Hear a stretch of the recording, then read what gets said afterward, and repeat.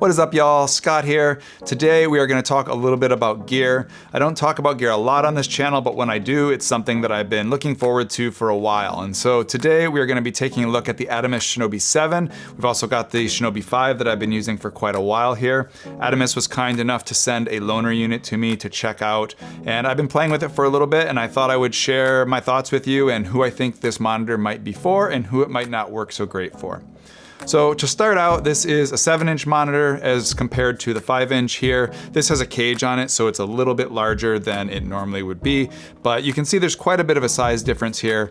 And with that comes a couple additional benefits that the Shinobi 7 offers. Now, first of all, with the bigger size, you're going to get a whole lot more screen visibility. So whether you're looking to focus things, use exposure tools, all that sort of stuff, it's a whole lot easier to see on a 7-inch screen. You know, you start on that tiny little camera screen that's 2 inches or whatever, you move up to the 5-inch, you get that much more visibility of what you're doing. You move to the 7, it's even better. Looking at the back side of these two monitors, you'll notice that there's a whole lot more inputs on the Shinobi 7 than on the Shinobi 5. The 5 just has an HDMI in here on the side, but with the Shinobi 7, we've got an HDMI in, HDMI out, as well as SDI in and SDI out, which is a pretty amazing thing to put in this little package here. Now, some cameras are going to only offer HDMI out, but maybe you need to plug into some sort of SDI system doing live broadcast, or maybe you have a Komodo or something like that that sends an SDI signal and you need SDI in on your monitor, and you want to maybe also send a wireless signal over HDMI. So you could go in SDI, out HDMI to your wireless transmitter. So a lot of functionality in that ability to convert between the signals. Love that that is built into the monitor.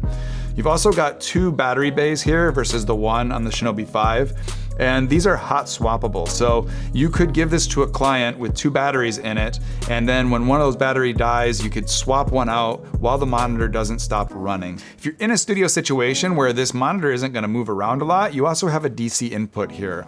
And this is something I wish every monitor had included. It's really nice to be able to plug things in and not have to think about it if you're in a studio, or you can connect this to a D-tap or something like that on your rig. Now with the Shinobi 5, you can install the battery eliminator, which will give you a DC port, but it's really nice just to have it built right in. So coming back to the front side here, both of these monitors are running on a very similar operating system. If you've used any other Atomos products, you're gonna be very familiar with that.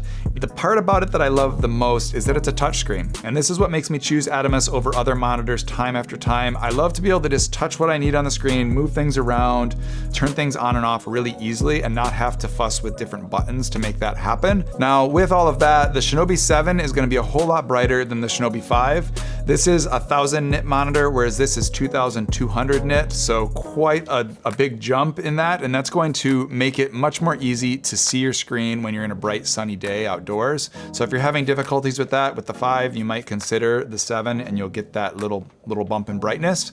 With that comes a couple disadvantages that are worth mentioning. First of all, it's probably gonna use more battery power because you're running a brighter screen. You're going to go through more batteries to keep that screen powered, so you've got to carry all those batteries. But more so, the issue that I've run into is that they've had to put a fan in this unit to keep it cool. And that was one thing I really loved about the Shinobi 5. Originally, I was working with the Ninja V, and I started to have issues with the fan noise coming up in my audio recording with my on-camera microphone. And I'm unfortunately experiencing the same things with this guy. So it's one thing to keep in mind if you're running an on-camera audio setup and you're in quieter situations, you're going to probably hear the fans in this. You can dial them down to sort of like a low setting that reduces the overall brightness you can get out of this monitor. But even then, I still hear a low hum coming from them. So if you're in situations where you have that quiet environment, like I'm shooting in a forest a lot of times, sometimes I want that ambient sound of the trees blowing or the birds chirping or whatever it might be. Having that fan there just doesn't work for that. It's not a deal breaker, but it's worthwhile to consider if that's gonna be an issue for the type of shooting that you do. So who is the Shinobi 7 really for? And I would say the person that this is most suited for is somebody that's shooting in a studio environment, or if you're using a fairly large rig and you don't care about audio. The bigger picture is just, it's a game changer. You don't want to look at a tiny screen if you can look at a bigger screen. And if you're working with a bigger camera rig to begin with, it doesn't add a whole lot of bulk to my rig.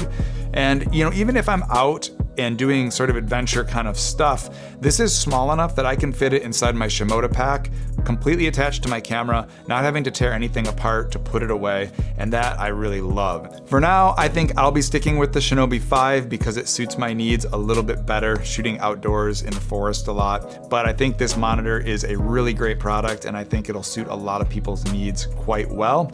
So thanks again to Atomos for sending this out to me to give it a little trial run. And hopefully this was helpful for all of you if you're trying to decide which one of these monitors might be a good fit for your needs. Until the next video, get out there, make something beautiful, and I'll see y'all soon. Peace.